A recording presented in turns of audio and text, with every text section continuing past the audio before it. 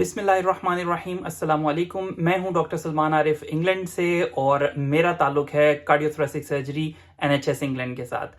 आज हम डिस्कस करेंगे कि दिल की बंद शरियानों को खोलने के लिए या बाईपास करने के लिए जो ब्लड फ्लो है उसको रिस्टोर करने के लिए बाईपास ऑपरेशन बेहतर है या स्टेंट डालना बेहतर है। आइए समझते हैं साइंस क्या कहती है। तो स्टेंट है क्या?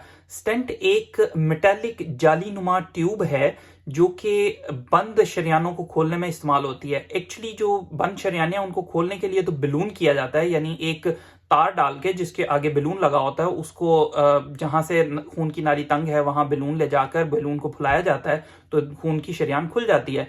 लेकिन उसको खुला रखने के लिए कि वो दोबारा तंग ना हो जाए या वहां पर खून का लोथड़ा ना जम जाए, वहां पर स्टेंट डाल दिया जाता है। और उस स्टेंट से क्या होता है कि जो नए स्टेंट हैं उनके ऊपर दवाएं भी लगी होती हैं जो कि खून को जमने से रोकते हैं। इसको कहते हैं स्टेंट। लेकिन यूरोपियन सोसाइटी ऑफ कार्डियोलॉजी की लेटेस्ट गाइडलाइंस जो 2023 में अपडेट हुई थी उनके मुताबिक स्टेंट हर मरीज के लिए सूटेबल नहीं हो सकता। यानी सिंगल वेसल डिजीज अगर एक नाली बंद है या कोई इमरजेंसी सिचुएशन है या दो नालियां बंद हैं तो उस सूरत में स्टेंटिंग की जा सकती है और वो सर्वाइवल बेनिफिट देती है।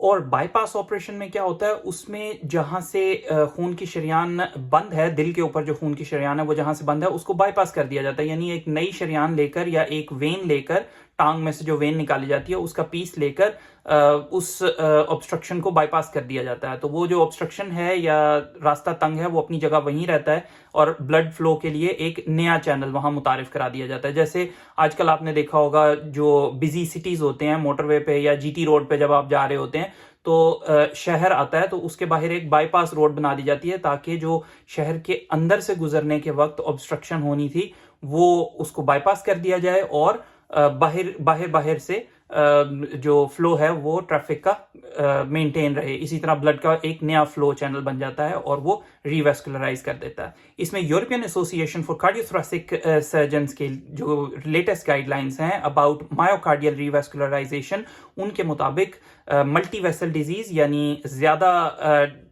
शरियानों में ऑब्स्ट्रक्शन या शुगर के मरीजों में बाईपास ऑपरेशन जो है वो बेटर ऑप्शन है। और इन गाइडलाइंस की बेसिस है बड़ी बड़ी स्टडीज, यानी जैसे सिंटेक्स ट्रायल या फ्रीडम ट्रायल जिसने ये दिखाया कि मल्टी वेसल डिजीज में या डायबिटिक पेशेंट्स में लॉन्ग टर्म सर्वाइवल और ग्राफ्ट का दोबारा बंद होना ज्यादा बेहतर है स्टेंट की निस्बत। तो समरी क्या है? समरी ये है जी कि ESC गाइडलाइंस के मुताबिक रिवेस्कुलराइजेशन में जो सिंपल केसेस हैं, एक या दो शरियानें बंद हैं, जो नॉन डायबिटिक हैं, इमरजेंसी की कंडीशन है, हार्ट अटैक हो चुका है या जो सर्जरी है उसका रिस्क बहुत ज्यादा है, तो उसमें स्टेंटिंग की जाती है। यानी कोई एक टेक्निक दूसरी से बेहतर या कोई मुकाबला नहीं है, बल्कि हमारे पास दोनों ट्रीटमेंट ऑप्शंस मौजूद हैं।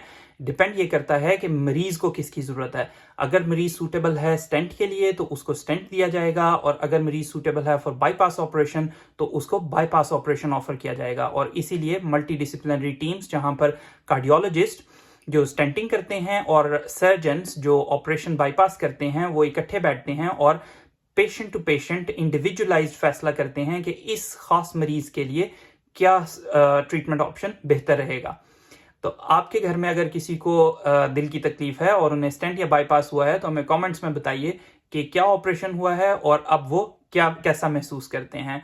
खुश रहिए, खुश रखिए। आपसे मिलेंगे नेक्स्ट वीडियो में, तब तक के लिए अल्लाह हाफिज।